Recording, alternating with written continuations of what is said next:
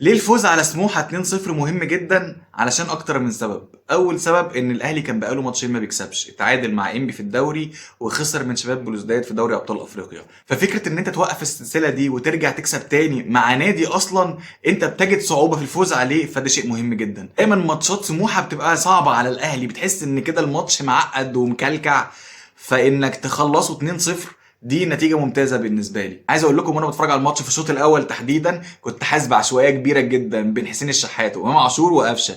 كانوا عاملين فرقة خليها على الله، عارفين فرقة خليها على الله بتاعة الراجل بتاع انتش وجري ومحمد الزبال؟ هي دي.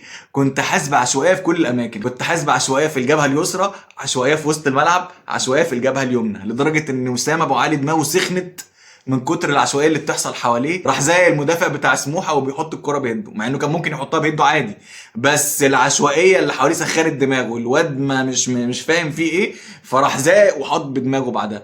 لكن الشوط الثاني الحقيقه الدنيا اتحسنت كتير، واعتقد ان الثلاثي قفشه وحسين الشحات وامام عاشور لو لعبوا مع بعض كتير ورا وسام ابو علي، الاهلي هيحل مشاكل كتير قوي فنيه، وهيخلص ماتشات كتير بتبقى صعبه عليه، خصوصا في الدوري والانديه بتبقى مقفله قدامه بشكل كبير قوي، وخصوصا في الملاعب الضيقه كمان. اولا كريم الدبيس انا انتقدته في ماتش شباب بلوزداد كتير جدا، بس العرضيه اللي لعبها لقفشه في نهايه الشوط الاول 10 على 10، عرضيه مثاليه من الحركه كمان، فممتازه جدا. وقفشه اظن ده ممكن يكون اول هدف ليه مع الاهلي بدماغه، ففكره ان الهدف يجي في التوقيت ده الدقيقه 45 بلس 2 تقريبا او 3 في الدقيقه 48، يعني احنا بنتكلم ان خلاص الشوط الاول بيخلص، والشوط الاول لو كان خلص 0-0 كنا هنلاقي صعوبه كبيره جدا في الشوط الثاني. ففكره ان الهدف يجي في التوقيت ده كان توقيت مثالي، وده اللي ممكن سهل كمان بدايه الشوط الثاني علشان الاهلي يسجل الهدف الثاني. امام عاشور الظاهره بعد ما رقص حارس المرمى وحطها بطريقه رائعه جدا، فخلى الاهلي يهدى ويلعب مرتاح لبقيه المباراه. عندي بس كلمه لامام عاشور، عايز اقول له امام عاشور ان رونالدو الظاهره ما كانش بياخد الكوره ويبقى عايز يرقص كل الناس دي في كل هجمه وفي كل مره.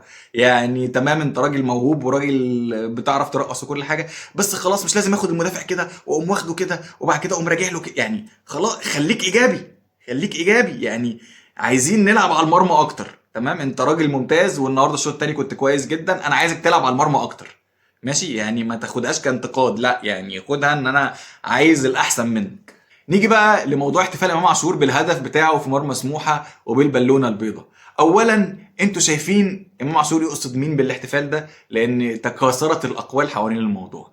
ناس بتقول ان هو بيقصد جمهور المنافس، وناس بتقول ان هو يقصد لاعب من المنافس، وناس بتقول ان هو يقصد المنافس بشكل عام. تمام، فهل انتوا شايفين ان الاحتفال ده يجي تحت بند النكش الكروي العادي، ولا شايفين ان في قلة احترام، ولا شايفين ايه؟ انا عايز اسمع رأيكم، علشان يعني بصراحة مهتم اشوف رأيكم في النقطة دي.